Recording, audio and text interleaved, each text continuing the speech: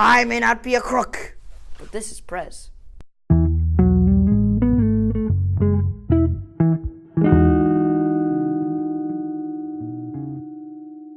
Coming right back at you with episode 4. We have a lot of great content coming, and we are so excited to show you guys this episode. We're getting ready to rank some more presidents, so buckle up, sit back, and enjoy the ride. We're starting off with a bang with Richard Nixon. That's right, you guessed it. He was our 37th president, he was a Republican, and he served from 1969 to 1974.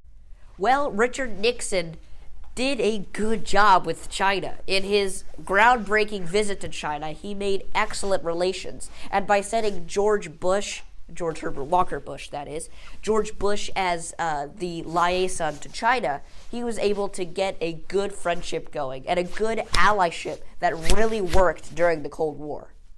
Obviously, I need to get out the Republican elephant in the room. Get it? Yeah, you got it. We're going to get to Watergate, don't worry. But there are plenty of other sketchy things that happened during his presidency. The first of which is Nixon tried to kill someone while in office. Believe me? Well, as you know, the Watergate tapes were released, but in addition to that, there were multitudes of tapes. They're available on the internet. I'm sure you can find them, but there's some crazy stuff. And he wanted to... Basically, Nixon, there was this reporter who was reporting on Nixon and was unearthing some of this sketchy stuff. And this reporter was getting the dirt out on Nixon. And Nixon didn't like that. So there is actual tapes of him conspirating with his advisors to kill him, whether they were going to discredit him or, poison him or make his steering not work in his car. There were a lot of plans. Eventually they dropped it, but the fact that it was even brought up is huge. This next sketchy dealing is probably even bigger than Watergate, and it's about Vietnam. Like I said, there's more to him ending Vietnam than meets the eye. While running for president, Richard Nixon ran against the sitting president Lyndon B. Johnson's vice president, Hubert Humphrey. Hubert Humphrey could have ended the Vietnam War. So essentially, Hubert Humphrey went to Vietnam and talked to both the North Vietnamese leaders and the South Vietnamese leaders to stop bombing each other. This would turn into peace talks, which would turn into getting troops out of there, and would probably have South and North Vietnam be independent nations. Richard Nixon said, he's going to get a lot of good press because he's stopping a war. Well, Richard Nixon goes to the North Vietnamese and the South Vietnamese after Hubert Humphrey talked to them and says, you're not going to stop bombing. He's just a double agent. He's wanting you to go off guard so the other can blast you guys to Timbuktu.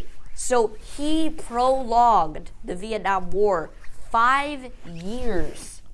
5 years so he could get elected president. He wanted a landslide victory. But let that sink in. He ended the Vietnam War, but he prolonged it 5 years. That's huge. That's ginormous. But it happened, and while he did end it, you gotta give him credit for ending it. He did prolong it, which is even worse. The last big thing is probably one you've heard about. Watergate. This was the downfall of Richard Nixon, the sketchy dealing that people figured out about that led to the tapes. But this one is probably not the worst, though, considering that he tried to kill someone and prolonged the war. But essentially, if you don't already know, the Democratic headquarters have a giant office building where they keep all of their files and whatnot. Well, Richard Nixon, with campaign funds that were donated to help him become president, or get reelected rather, were used to supply and hire burglars to break into the Democratic headquarters and steal documents that would have dirt on McGovern, the guy he was running against. So the guys were caught, though, in the act when they were trying to break in, and everybody was confused. Why are these guys stealing from a Democratic headquarters? There's no money here. It's not any money worth stealing. And so it was eventually traced back to Richard Nixon, and instead of getting impeached or kicked out of office, he resigned. Which is that was ginormous. It was mind-boggling, how deep this went, though, when tapes were recovered that had so much evidence against him, and there was just so much sketchy dealing is going on. So closing out with Richard Nixon, you can easily get fired up and say, how could he do this? How could he do this? How could he try to kill someone? How could he prolong the Vietnam War? Yes, I'm very angry and very aware of those facts, but you can't take those seriously and then just cut out him helping us get on good terms with China then, and helping to stop the Cold War and getting to the moon and ending the Vietnam War, which is something two other presidents tried to do and couldn't. So yes, he did bad things, but yes, he did good things. That's why it made it so hard to rank, but Richard Nixon. Next up is Ulysses S Grant. He was our 18th president. He was a Republican, and he was president from 1869 to 1877. Much like Richard Nixon, I'm going to start with the good with Ulysses S Grant and end with the bad, because there's plenty of both. If you've seen my other videos, you've heard Andrew Johnson and Rutherford B. Hayes, and they're going to come up when I talk about Reconstruction. Ulysses S Grant was right in between Andrew Johnson and Rutherford B. Hayes, and he was amazing at Reconstruction, because he had to deal with that, the North and the South being stitched back together back into the Union. Essentially, Andrew Johnson was too soft on the South, and Rutherford B. Hayes ended Reconstruction before we were done there. But Ulysses S. Grant, he pushed for what really needed to be done. He was very hard on the South, making sure that the former slaves were getting the rights that they really deserved and needed. But sadly, once Rutherford B. Hayes took office shortly after Ulysses S. Grant, he undid all that good work by ending Reconstruction too early. But while he was fighting Reconstruction, Ulysses S. Grant came to hear about the Ku Klux Klan, which was essentially a secret society devoted to terrorizing and keeping the former slaves from voting. And so Ulysses S. Grant takes the U.S. Army and just decimates them and ends up completely destroying the Klan except for a few members. Even though those members later on rebuild the Klan, it never has the kind of power and influence it once had. But now we gotta look into the bad as well. Even though these are very good things that needed to happen, there were some big bad stuff. And this is very similar to Warren G. Harding's presidency. Again, my earlier videos.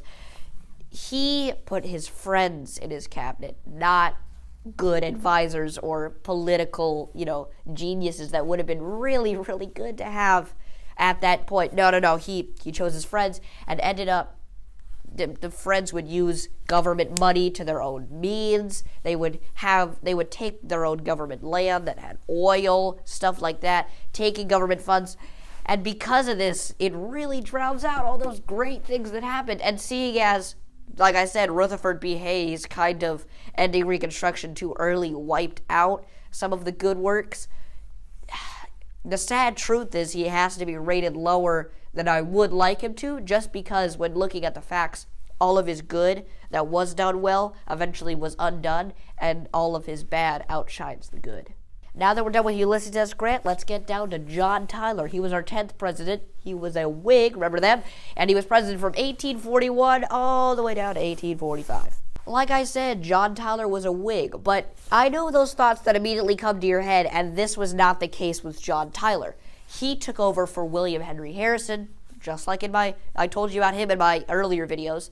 And as you know, William Henry Harrison was a war general, and the only reason he was used as president because he was popular. John Tyler was the vice president because he was actually a politician and he worked for the government. So John Tyler was much more ready for the job than William Henry Harrison was. While John Tyler had the political know-how and he had the smarts for the government, he was not a full-fledged Whig, if you know what I mean. His heart wasn't in that party, and he was born to be a rebel, really. And I kind of feel bad for the Congress because he was known as the veto president. He just vetoed and vetoed and vetoed. He vetoed everything, eventually making, even though the Whigs controlled everything, all of the presidency, all of the legislative branches, it was like nothing was getting done, and that's the sad thing.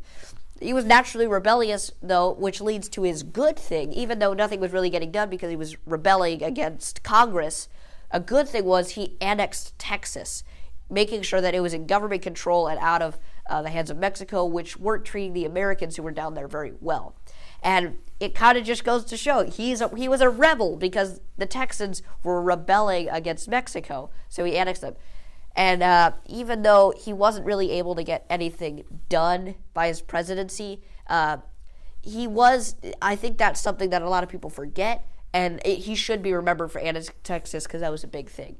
But towards the end of his presidency, his political party literally disowned him. So he wasn't a Whig anymore, but he was still president. So he was known as the president without a party.